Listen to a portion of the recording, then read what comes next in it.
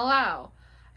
If you didn't know this, I want to say a curse word here, but I'm not going to. I am trash, I'll say, for paranormal romance. What I love it. Word did you want to say? You know. In your heart, you know. The C word? Well, I just don't know what word you wouldn't say. I would say it because it's the beginning of a video. Oh, but we're not monetized. Alright, fine. I'm a slut for paranormal romance. It's not even a curse word. Yeah. Buttercup's a slut for being ugly. Anyway, I started reading J.R. Ward's Black Dagger Brotherhood series, I think almost 10 years ago. It might have been like 8 years ago. Wow, what was the first new book? The King. That was a long time ago. Mm-hmm. So I got into it because I was just looking for new authors, and I saw that this series had... You good? I just rubbed her face on my knee. You left. You okay, baby? I saw the series had an 11th book coming out, and I was like, okay. That'll keep me occupied for a couple weeks. Yeah, I was like, okay, I'll give it a go. And I downloaded the sample first, and I started it. And as soon as Wrath walked into the nightclub, I was just like, this is so ridiculous. It has to be amazing. I need to buy them all right now. That's the thing. The books are cheeseball, but, like, she's not embarrassed over it, so no. she leans in and it makes it fun. Like, so you're gonna hear her say character names like Vicious and Zadist and Wrath, and you're gonna have to just be down to clown because it is what it is, but it's also dope. So that's how I got started, and I've been reading her since then. I did fall behind because I've talked about it a couple times. I got into this really massive reading slump where I didn't read anything for like 2 or 3 years. I did too. We both did. And then now I'm still trying to catch up from that, essentially. So I haven't caught up on J.R. Ward yet, but I'm working on it. Mm-hmm. And Cappy... We've known each other since we were 17, so like I definitely knew her before she was reading this, and we've always been reading paranormal. Like, I accidentally got you into Kelly Armstrong when we were kids because I bought a second copy of a book I already had on accident and I gave it to her. And like, so we've always liked paranormal, and I was into paranormal young adult romance. She was reading adult when I wasn't, because I wasn't quite ready, because I was like, I like young adult. I don't want to deal with like this stuff that happens in adult, which was a lot of sexual assault stuff. Just like, it was like too much for me at the time. So she didn't recommend it to me, but I've always known about it because you would tell me, because you're just like, this series is amazing, and she's like, okay, well, I'm not going to read it because it ruined my life and brought me back to life at the same time. That's the thing, is like, I've always known about these since she started reading them, because she would talk about them a ton. It was like one of her favorites next to like immediately. Mercy. Yeah, it was and Kelly Armstrong at the time. Yeah, I liked Kelly Armstrong at the time. I don't really read her anymore. I might give her a go. I'm curious. Eventually, she was my like gateway into adult urban fantasy, which was nice. Mm-hmm. But Mercy's always been a favorite from when I first started. J.R. Ward. I still like Kim Harrison, but I also hate Kim Harrison. I have a complicated relationship with her in real life. Oh, and her books are bad now. So, she's a bunny killer, right? Or did she not kill the bunnies? She pat herself in the back for not killing baby bunnies. Yeah, that. And then Janine Frost, I also have a complicated relationship with her work. But, like, my favorites generally stay my favorites. Kelly Armstrong and Alona Andrews kind of fell off a little bit, but I might give Alona Andrews another go. But, basically, J.R. Ward... I read Dark Lover, and then we're doing... This is a review for the first 3 books, because it's such a long series that we would be here for a long time, and you'd get nothing out of it, basically, if we tried to do the whole thing. Anyway, it was really book 3 where I was just like, oh, I'm done. I'm reading every single book she ever comes out with, and I don't even care. So, let's start with book 1, Dark Lover. So wait, should I do my half of how I fell into the J.R. Ward? Sure. Because she was reading them a long time ago, and it was too much for me, because, like, I'll be perfectly honest, when I was a lot younger, I don't really know how to, now's the time? I don't really know how to explain it. I guess I was, like, a prude, kind of. It's like the idea of, like, a very sexual book kind of, like, freaked me out a little bit. These books are very horny. Because when I was, I'll say, I'm a former Christian girl, so, like, I was raised with you're not allowed to enjoy anything sexual, and the entire purpose of sex is to make your husband happy and to make children, so don't enjoy it, and like that got in my head a little bit, so I didn't want to read stuff with a lot of sex in it. And I still don't really like a ton of sex stuff, but that's just because I don't really care about sex that much. And then recently, it was like a few months ago when I started these, Didn't tell her before I started Dark Lover. She's got the audiobooks on Audible and we share an account because we're related. But, yeah, I was like, I want to read more, like, adult romance, and I love vampires, and I was like, I want to, like, learn the ins and outs of, like, proper romance books. So I started Dark Lover, and then she was going to bed, and I was like, oh, hey, I'm, like, halfway through Dark Lover, and she was like, excuse me? Because, like, these were books she, like, Auntie recommended to me, kind of. Yeah, I told her I didn't think she'd like them, because when I first started reading them, pretty much everything about them would tick her no box. Yeah, like, there's sexual assault in it, which is almost automatically a no for me.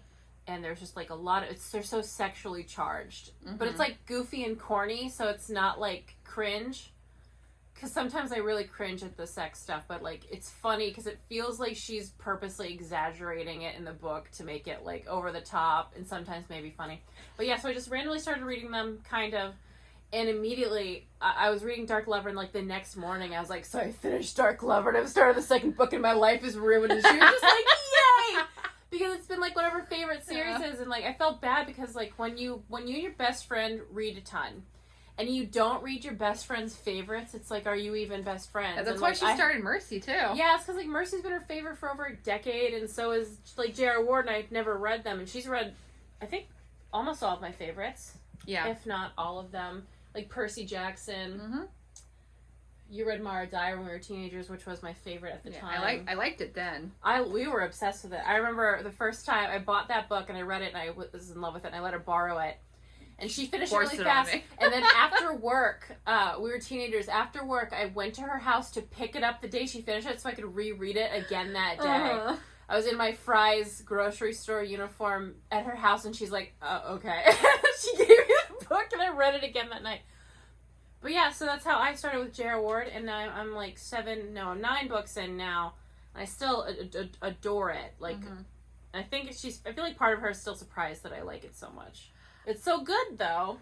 I'm not, because, like, the things that I love about it, I knew would always get you, because these series are so, it's such a sad series, while also being so funny and light. It's sad, but, like, she always has the payoff for it. Yeah, there's always purpose. She'll make you miserable, but there's always, like, it's always fixed except for one instance where it can't be, like, fixed, but, should I say, this is spoilery. I'll say the only thing that can't be fixed is Wellesley.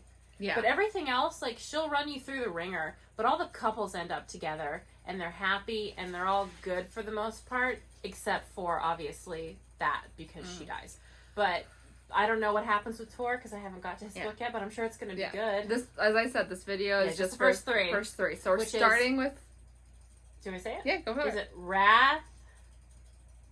I'm going to say Hollywood because I don't remember his name at the moment. He was fine. Rage. You loved him. Wrath, Rage, Z.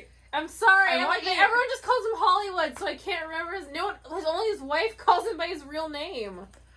She was obsessed. Sorry. She was obsessed with Rage. They only call him Hollywood. Anyway. Are you good, Buttercup? Anyway, we're going to start with Dark Lover, which is Wrath's book. Wrath is known as the Blind King. He's the king of the vampire race, but he is rejecting the throne pretty hard here in this first book. It opens with a vampire called Darius saying, hey, I have a half-breed daughter. And she's probably going to die in her transition if she doesn't have your blood specifically because it's very powerful. Can you please go make sure she doesn't die? Mm-hmm. And what Wrath does is bang her. Immediately. He sees her and he's just like, I'm done! Isn't like that his best friend's daughter? Tor is kind of his best friend. Well, they're all really close. Darius is like everyone's favorite. Wrath doesn't really have a best friend. Except for Beth. Yeah. So. And George. Yeah. But I thought that was funny, but like Darius literally seems like everyone's favorite. But it could just be because it's so sad, and so she's like, let's make him everyone's favorite because he's dead.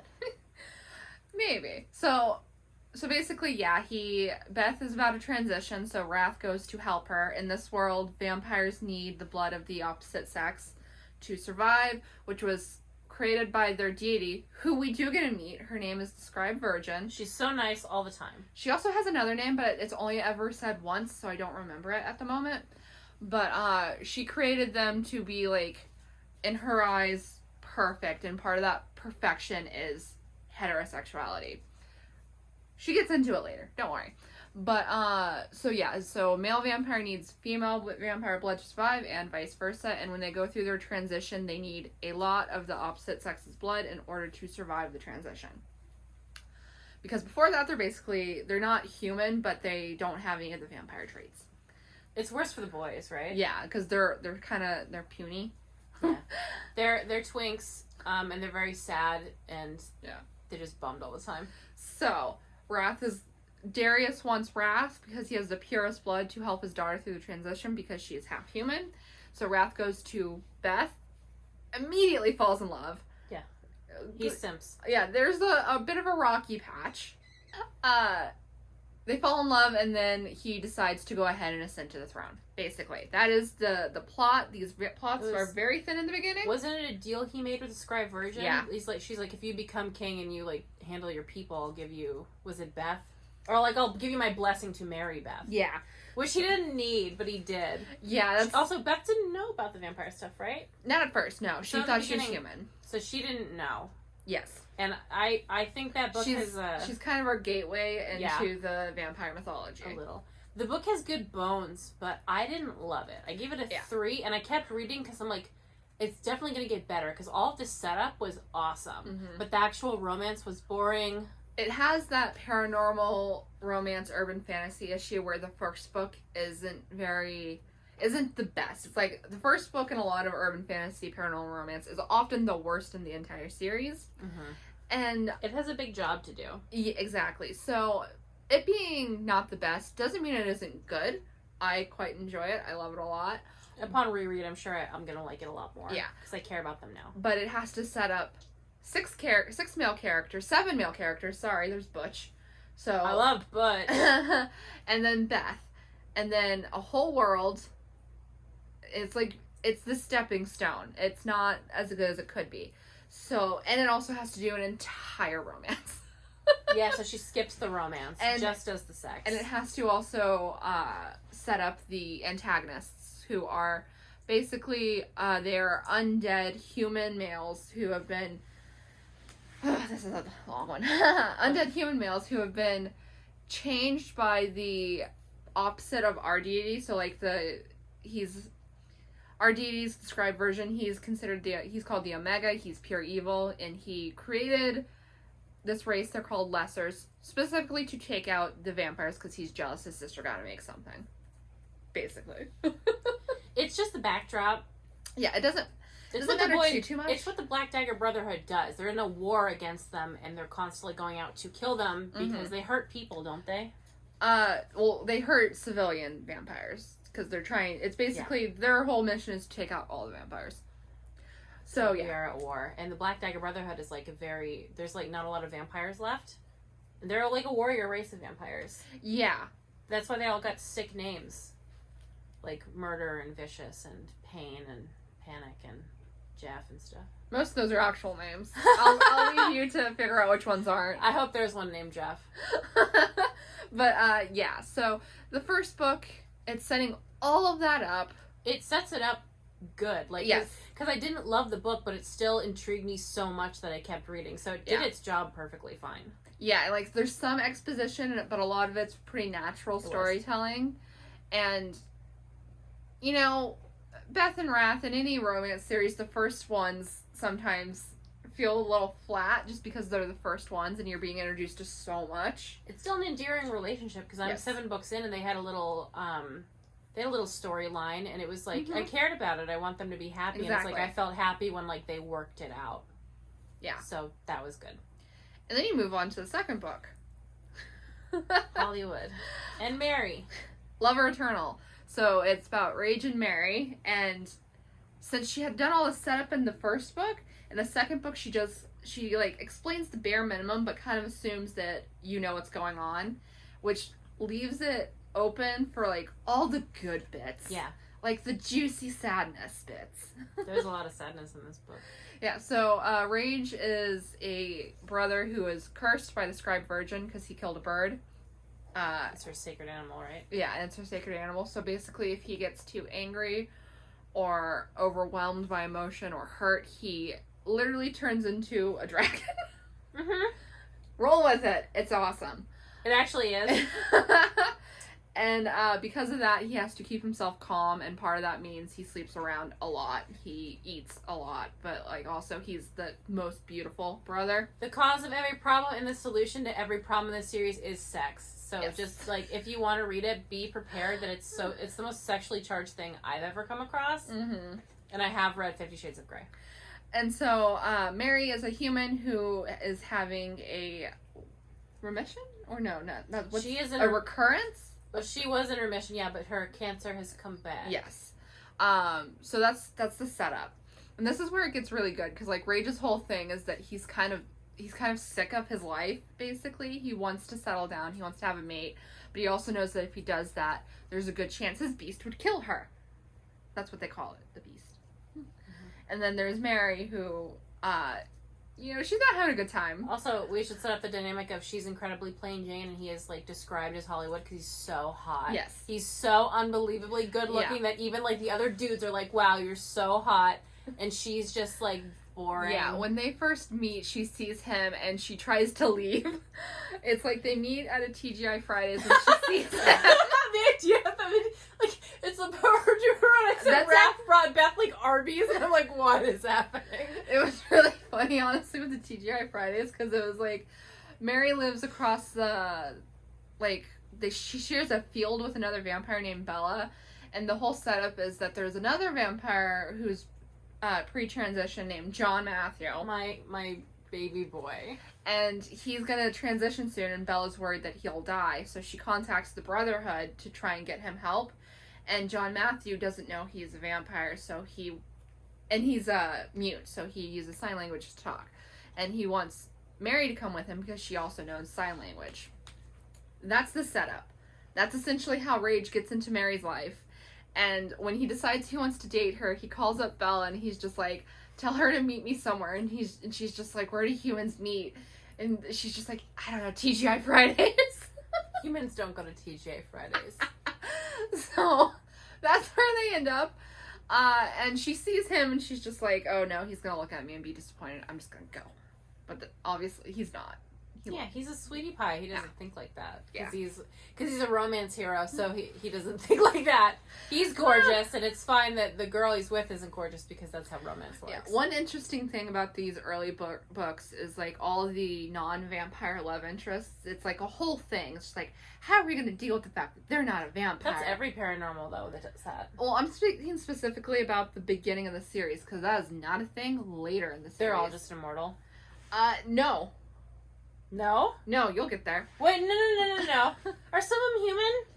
That's miserable. I hate that. Well, it's not discussed, like, too much what they're going to do about it yet, but it's, like, a whole thing about, like, what they're going to do, like, how to make them immortal or whatever. And then later on in the series, it's so much easier. It's, like, barely a plot line. Is it like in Supernatural where it's like, we have a gun with these bullets that kill a demon, and we got to be careful about these bullets, and it's like, here's a knife I just pulled out of my sleeve that kills demons. Basically, or like, because you don't care about the how, or like how at the beginning of that series, like the entire plot line is we have to kill one demon. And then they're just killing them in like the opening of episodes in season 6. It's like there's a montage of 85 demons dying, and then angels dying too. It's fine. Angel blades also kill demons. Yeah, but yeah, so it's like a whole. That's the whole thing. So this book, I'd say, It's like really good. I'd still give it like a 4 or 5 stars, but I'd 4.5. I'd say that it's a great second book, because like if you got this as book like 8, I don't think it'd be as good. But because it's where it is in the series, it's like really good. It's still setting up other characters' emotional issues. Like there's a lot of setup with Z in this, who's the person for book 3, and John Matthew. See, John Matthew gets set up though in every book. He's such a big part of every single book. Yeah. Like Darius really feels like kind of the heart of everything a little bit. Like it feels like he's just at the center of all of it. In case you're wondering why she keeps doing that, Darius dies in book 1, and then comes back as John Matthew in book 2. My sweet baby boy, my gentle lamb. We mentioned spoilers. Yeah, whole thing. That's barely a spoiler. You know immediately, yeah. It's the thing at the end of the first book that you find out. It's like, oh, that's what this is. Yeah. So it's not a spoiler. Yeah. So we don't see too much of Wrath and Beth, but that's pretty common in these kinds of series. And like, she said she forgot his name, but like that's the book that sucked her in. No, I do love him because it did exactly what you'd want them to do with the beast. It's like, oh man, is it gonna hurt her? I was like, no, it's in love with her too. Yeah, and that's dope. I love that kind of thing. Where it's just like, oh, the monster's not gonna hurt her. It loves her, and is also considering her to be his. No, and that's pretty great. To be fair, there are problematic things in this series. They don't bother me because it's, for me, I don't need my books to reflect my real life morals and opinions to enjoy them. So, like, you know, there's possessiveness and there's, like, toxic masculinity and there's, like, a whole bunch of stuff. But also, I don't personally care. The thing is, with just a warning, but I think the kind of people who read these books are like, we don't want this in real life, but it's fun to read about. And I think if you don't understand that, this is not for you. Yeah. But, like, most romance readers, it's like, yeah, it's fun. Like, oh, he killed a guy because he was jealous. That's fun. But if that happened in real life, obviously you'd freak out. I don't condone vampires in real life. I don't condone having sex with someone right after you break into their apartment. But you know what? If that happens in a book, that happens in a book. Who am I to judge? It just depends on what you want out of your books. Because for me, I want my books to entertain me, make me like happy or sad. Like I want the emotions. Yeah. I want a good story and I want to be entertained. But if you want your books to be like meaningful or like, these are meaningful to us. But like if you want your books to be, you're a snob, profound or whatever, like no, that's what it is. If you're judgy over people who like to read books with problematic stuff in it, snobby.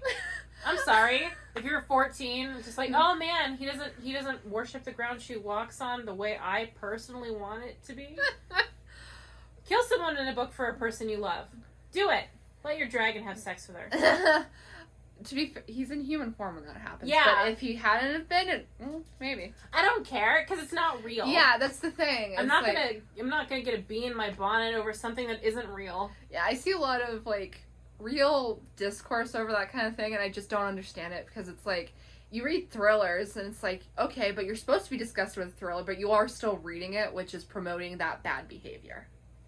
Just like, I don't think anything in these books is that bad. They don't like beat up their girls. They don't cheat on them. They're very gentle with their girls. The closest we get to cheating is him, and they're not together. Mm-hmm. And it's like a whole thing, and it was once, and she knew it was going to happen, and that's all. But like, yeah, these are like giant warrior scary monsters who are made soft by the love of a woman, and they're like, wife guys. Yeah, they're all wife guys immediately too. They're not even together before they turn into wife guys. A lot of times it's just like, I see you and I'm now your mate and I'm going to protect you. And so like, yeah, there's a lot of insta love and insta lust. Very gentle, but also very sexually aggressive, but in a way that's like kind of dope. You know what I mean? Yeah. As a person who doesn't even like sex scenes, I will say these are excellent. Because genuinely, when I read romance all the time, I like skip the sex scenes because I don't care. What I want is like the tension and the sadness. Yeah. But these, like, if you don't like sex scenes, like you really, really don't, I don't know if you would get much out of these, but you might. Because again, I didn't, and I read these, and it's like, oh, but it's fun. It adds to the fun. Yeah.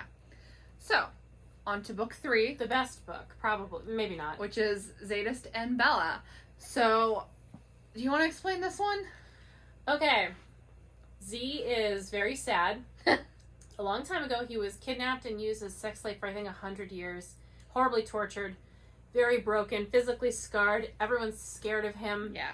Not the guys. His twin brother's the one who rescued him. That's an important factor. Yeah, he sacrificed his own happiness to save his brother. He vowed to, like, save him and not move on with his life until he did. Mm-hmm. And, so Z's very damaged. And Bella's his love interest, and she gets kidnapped. Yeah. So she gets kidnapped at the end of book 2 by a lesser. And lessers are impotent, so... Except for one. So we don't have to worry about that right now. But I will say one of my biggest gripes with this series is that a lot of the women are kind of flat. They don't have a lot to do. Yeah, that is a problem. Yeah, so like... But where I'm at in the series, it's better. Like, where she's at, it's still, like, not clear what a lot of them are doing, whereas I know what they're doing. Hex had a lot to do. Yeah. She's the first one. Yeah. And Jane had more to do after her book than during. Yeah. So, like, with Bella, in this book, she has saved and then she just kind of sits around a single room for most of the book. Yeah. And tries to fix Z. Z can't really be fixed because that's what happens when you are a sex slave for 100 years. It's like, it's not a matter of fixing. It's getting it's a him matter to a point where he can function. Yeah, it's not a matter of fixing because, like, that kind of damage is just, it's just damage. It's a matter of making it to where your life, you see happiness in your life. I'll say again about J.R. Ward, too. She doesn't fix things that aren't fixable. She doesn't fix disabilities. She doesn't fix emotional trauma. She gets people to a place where they can live through it and still find happiness. Mm-hmm. This disabled characters stay disabled, and the characters who are emotionally damaged by their trauma are still emotionally damaged, but they're happier. Yes. Which and is something I love. Good. I love about this. Like, I remember reading her review for Dark Lover, and it's just like, one of the problems with the book the person found is that they couldn't find a blind person hot. Like, she couldn't. Yeah, their problem was, like, Wrath wasn't hot, and one of the reasons she lists is because he's blind. Has nothing to... What? Baffling. What? Baffling. First of all, Matt Murdock? But you yeah. fool? So anyway, this book is very, very little plot. Like, there is... It's all emotional. Yeah. Like, the lesser who kidnapped Bella wants her back because he's in love with her. But he is so far in the background that he almost doesn't matter. He is the one who kills Wellesley, which is the most, like, the biggest thing that happens, and it, like, sets up everything for John and Tor for the rest of the series, basically. But for the most part, there's no plot. It is all about Z and his emotional damage. There's a lot of it. Yes. You do, trigger warning, you will see flashbacks to his time. Mm-hmm. Incredibly violent. Hard to read. Yeah, it's not pleasant, it's not fun, but it is also shown to be as despicable and disgusting as it actually is, which is not always a guarantee with rape scenes. Yep. So she did it as tastefully as I think she could have. Yeah, and I think she only shows it once, and the rest it's like the in-between bits. Yeah. Yeah. So there's that, but it is there. This book is probably the most triggering book in the entire series, I'd say. Z too. Yeah, Z's was probably the hardest, but it is my favorite, I think. Yes. It's a lot, like, Z is a lot of people's favorites because he is, like, at the beginning of the series, he's just this brutal, like, killer who doesn't care about anyone or anything, and then at the end of his book, he's just like, he's got a wife and he has a baby on the way and he's trying. Yeah, he's earnestly trying. It's so sweet. He sings too. Yeah. He's a sweetie pie. And I guess those are the first 3 books in this incredibly long series. I would highly recommend all of them. Yeah, the first 3 are really strong in my opinion. I'd say Dark Lover for me was a 4. I give it 3. 3? Yeah. Alright, and then... 3, 5. I think mine would be 4, 5, 5. So... I almost never give 5s to books, by the way. I want to establish that. Almost never. I'm a little more lenient, I think. But anyway, thank you for watching this video. Yes. I hope you enjoyed it. Hope you pick up books. Yeah, please do. If you have read these, let us know. I would love to know if we got people to read any book, even if they hated it. I want to know if they read it because of us. All right, we'll see you in the next video. Goodbye.